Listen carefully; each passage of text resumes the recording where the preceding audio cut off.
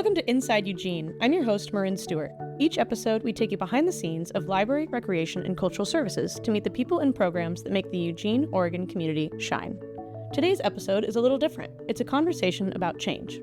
You'll hear about how we're building a new strategic plan for LRCS, what changes you'll see as a Eugene resident, and how you can get involved. I'm joined today by LRCS Director Josh Bates and Jacob Hamalian, who's leading the strategy work. Thanks for being here, you two. I know you're both super busy, and it's really hard to get on your calendars. That's actually quite true, and it's usually Josh's calendar that we're navigating. No, thank you for having us. I know that we're both very busy, and you're busy as well, but I really do think it's important for us to be able to communicate out what we're doing as a department, because our department is so outward-facing, and so many folks rely and engage with our services. So I feel like this is a really important moment to be able to communicate this. Absolutely. Well, Josh, you're leading perfectly into my first question. Tell us why you felt like LRCS needed this new strategic plan. And was there a moment where you realized that kind of the old strategy wasn't working? I've been here at this department for 2.5 years, and I'm new here to Eugene, actually. Even though I was born here, I haven't lived here in over 30 years. So coming into this community in this position, I just wanted to learn as much as I possibly could. So what I did was I showed up to everything. I still show up to everything. I went to as many classes as possible in recreation. I was at all of our library sites. I went to as many different programs at our Holt Center, and I went out to Cuthbert, went to the downtown farmers market at every farmers market. And I just wanted to experience our department. And what I saw was that our department was enriching people's lives. People were excited to show up. They were getting immense value from our different services. And also they really were building a sense of community through our department. But it was actually not through our department, it was through the individual divisions in our department. And what I started thinking about was, how could we positively contribute to all these different people that are coming through our doors or engaging with our staff each and every day? If we work together to be able to support them as a department, what positive outcomes could we see? So really it started to percolate very early in my tenure here. And also, while people certainly will come into the library to get a book or to experience a program, people go to the Holt Center to go see a Broadway show or see a resident company show, or they'll go to a rec center to learn some new skill. Folks also, they have so many different accesses or parts of their lives that inform their experience of a city, of a community. And what I was thinking about is, like, how can we hit as many of those accesses as possible when we have them for the brief time that they come through our doors, to showcase the other things that our department is doing, and showcase also that this community, specifically this city government, cares about their well-being and cares about their belonging. So that's really how I started to think about this very early. Josh, was there a moment where you were like, aha, if we had all three divisions working together, we would achieve this? Or was there like an experience you had that really brought that home for you? The first one was going to Monster Mash in Boo Barn.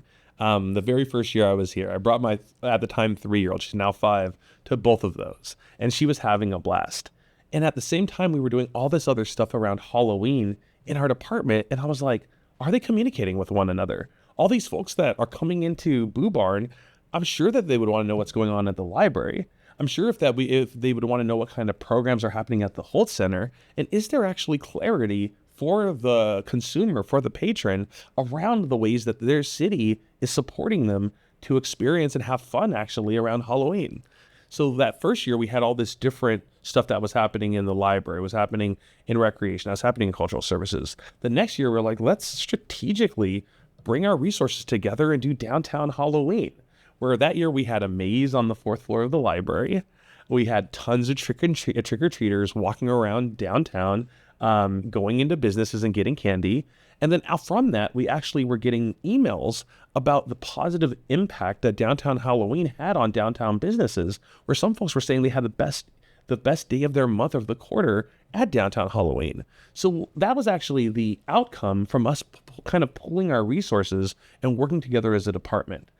So Jacob, tell me about when you came on board. What did you see in LRCS? What have you learned in taking up this big job of helping LRCS develop a new strategic plan? One of the things that happened is that there were community members who would come in and say, oh, I'd love to be involved with things happening in other parts of the organization, but our frontline staff don't really have an understanding of what's happening in the other outside of their particular space. And so we saw kind of siloing of programs, which meant for me as a resident of Eugene, is harder for me to get access to things happening across the entire department. Challenge number one. Challenge number two was internally, we had some pockets of good data, pockets of good understanding of our impact, but that was kind of very different and piecemeal. So certain departments or certain divisions had specific strong data and others did not. And so what that meant is we weren't quite sure how all of us moving in the same direction would serve our community, would impact our community. So we struggled with kind of a clear standard, here's the direction or here's the impact we want to have, so that someone in library has the same experience or a similar experience as someone who goes to the Holt Center or vice versa. The other reality too is that we're not in a resource-rich moment as a city, as a community, as a state.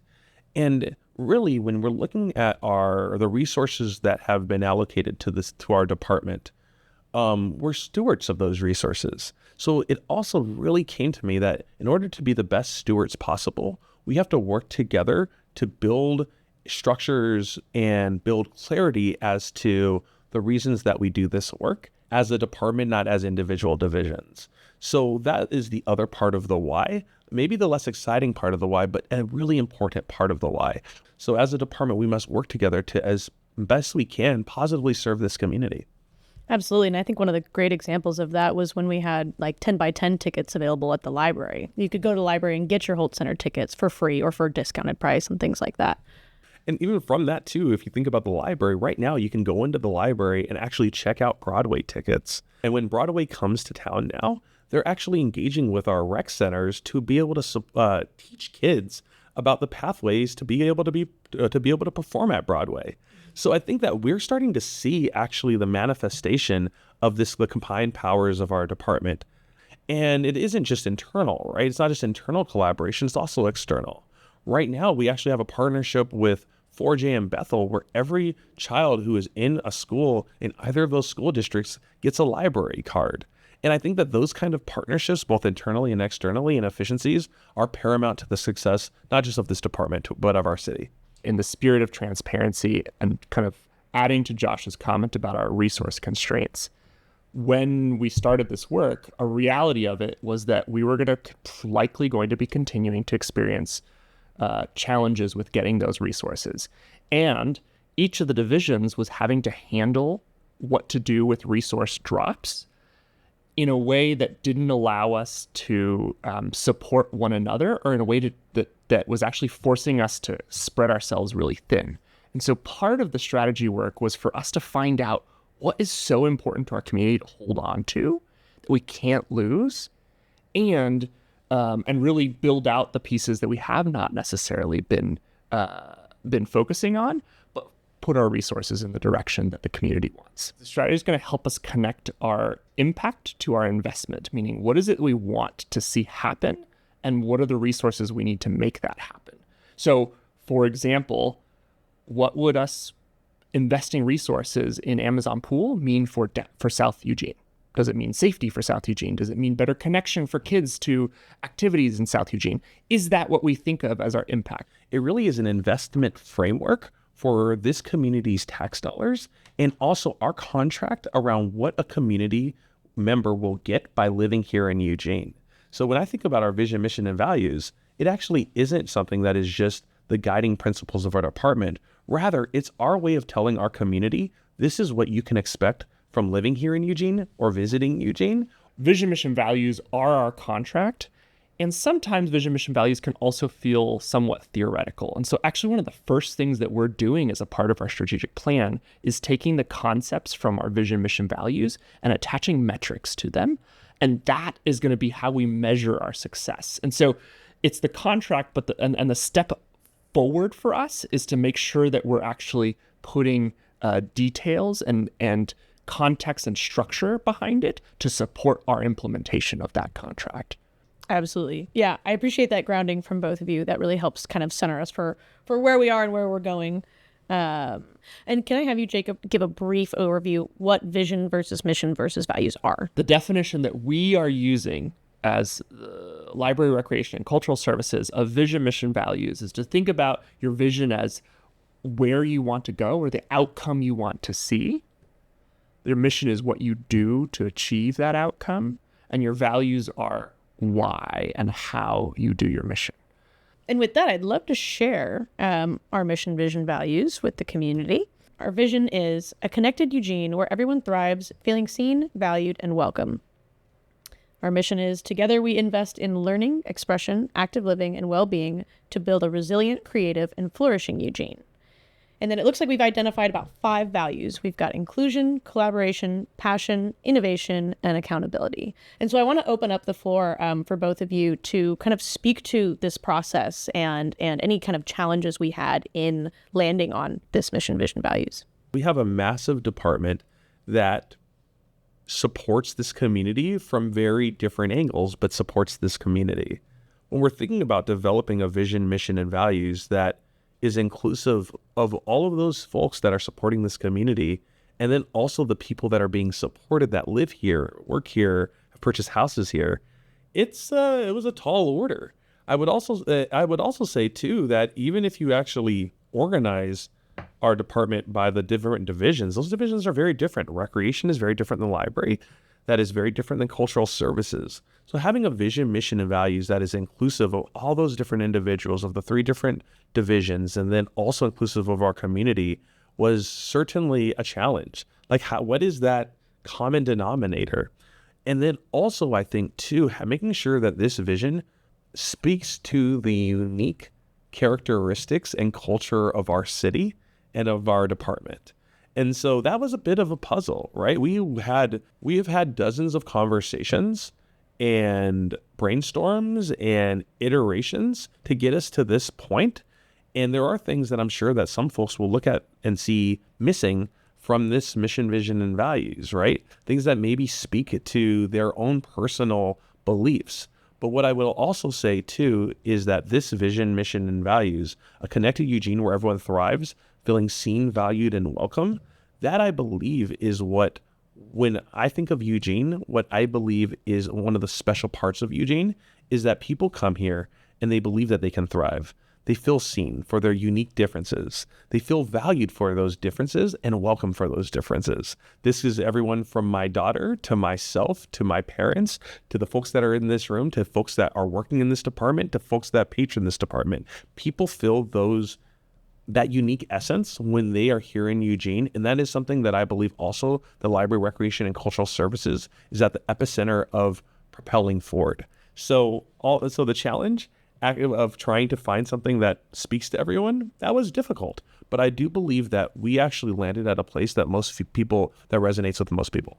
And challenging it was for sure. I know we got onto a tangent at one point of talking about, flourishing versus prosperous. And we talked about how maybe that sounded financial as far as having invest and prosperous in the mission statement initially. But as you were speaking to before, it really is, as far as tax dollars, things like that, people are investing in their community. That's what we want them to do. I'll touch on one piece, which is the connected, which is something that arrived later in our conversations. One of the groups that participated in thinking about this is we gathered a group of 35 or so members from our community partners, and they shared with us that they wanted to be more involved. They wanted to be more connected to our services. They wanted to be more connected to one another. And the data that we were exploring at the time was saying that connection is actually leading to healthier lives and healthier cities, connection to your neighbors, connection to resources. And so connection was kind of a later arrival for us. It was where the Vision, Mission, Values team arrived, but feeling like it really encompassed what we're trying to do. And we still have work to do to find the metrics that we want to measure in terms of connection, but thinking about building social fabric, building relationships with the person next door to you, building a relationship with your community center, building a relationship to maybe getting access to knowledge through the library, getting access to a new cultural experience. That is what LRCS is about connecting me, my daughter, my neighbor to opportunity, to resources, and to a place where I feel like I belong. Connection is something that I think is sometimes taken for granted, right? When you live in a community, you maybe are connected by a shared identity of living in that community. But especially in 2025, if you think about the feelings of isolation that people oftentimes have. I think there's a statistic that says like 30% of people don't know one of their neighbors. There's statistics around how many folks over the old age of 30 don't have one close friend. We're actually living in this moment where connection is not guaranteed, where folks are feeling more and more isolated. And when you think about rec centers, when you think about libraries, when you think about cultural events, those are places and those are programs where people are finding that connection. It is actually really important for our department to be able to stimulate that connection between folks. And then also through that connection, build an identity, a pride of living here in Eugene. And then also through that actually leads to things like resiliency, like health. It also leads to positive mental health outcomes. So while connection is oftentimes taken for granted, for us, it is actually as important as anything else that we do. How do you think the new strategic plan will change how the community engages with our services, or how the community will engage with partner organizations or other departments in the city even?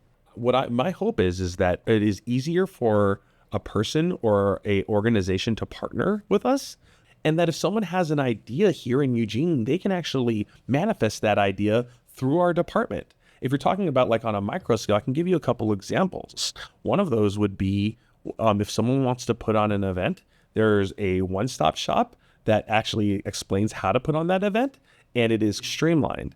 Or it could be that you go to downtown Halloween and you have a great time and you don't know what is cultural services, what is recreation, what is library. All you know is that the city is investing in you and your family and your community. Another example could even be something like going into the library to check out a book and having an array of experiences that you can also check out. Not just whole tickets, but imagine if you could actually go into the library, you check out a book about, I don't know, dance or something, ballet, and then you actually see that the Eugene Ballet or Ballet Fantastique is putting on shows in the next couple of months. Or you can take a class to learn ballet through recreation, and it all starts at just checking out that book. There's so many ways that this strategic plan is going to impact the experience of partners and of patrons and of our staff. You might be able to see, for example, a shared calendar of what's happening across all of the work that the city is doing, specifically the Library, Recreation, and Cultural Services Department. We're going to be working on that. You should have a similar experience in terms of your experience with customer service or with the engaging with our staff. I think the other thing you're going to see is, like Josh talked about earlier, we're going to show up in more holistic ways. Aside from, more connected programming between the three divisions, can both of you speak to maybe another outcome of this process? I'll speak to one that's internal, that community might not see. You know that we've experienced a degree of cuts, or a number of cuts over the last 2 decades. And I'm confident that the work we're doing is laying the groundwork for establishing some kind of stability and support for our staff as they have to navigate that ambiguity, just like you do as a community.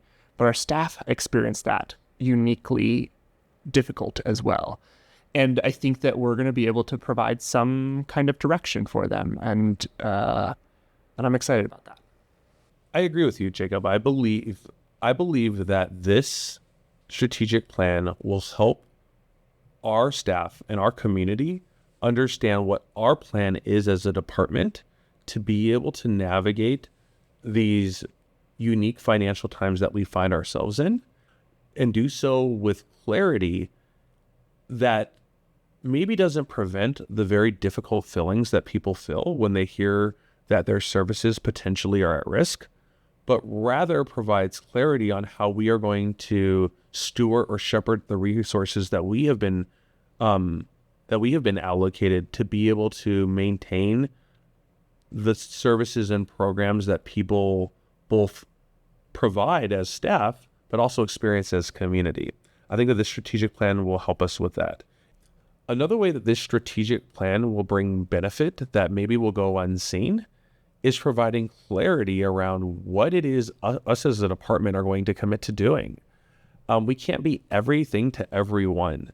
And oftentimes our services people rely on and count on.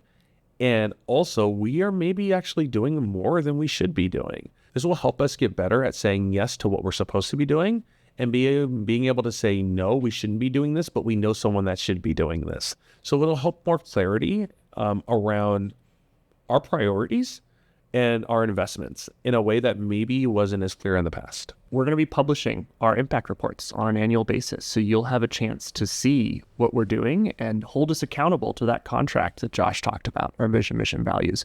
Awesome. Well, I so love and appreciate that transparency from both of you, from the financial standpoint, from the accountability standpoint. I think there's a lot of effort here to collaborate, make things more efficient, and with our limited resources and finances in mind. So that's awesome. I appreciate you both. Is there anything either of you would like to add in closing? Hold us accountable, and then also know that we are doing all of this for our residents, for this community. So if you have feedback, if you're interested in being involved, reach out to us and we will respond to that. So yeah, thank you very much for the time, Marin. And this is amazing. And I'm glad that we can finally speak to our community about this. Thanks, Marin, for hosting the space. Yeah, thank you both for being here. Appreciate it.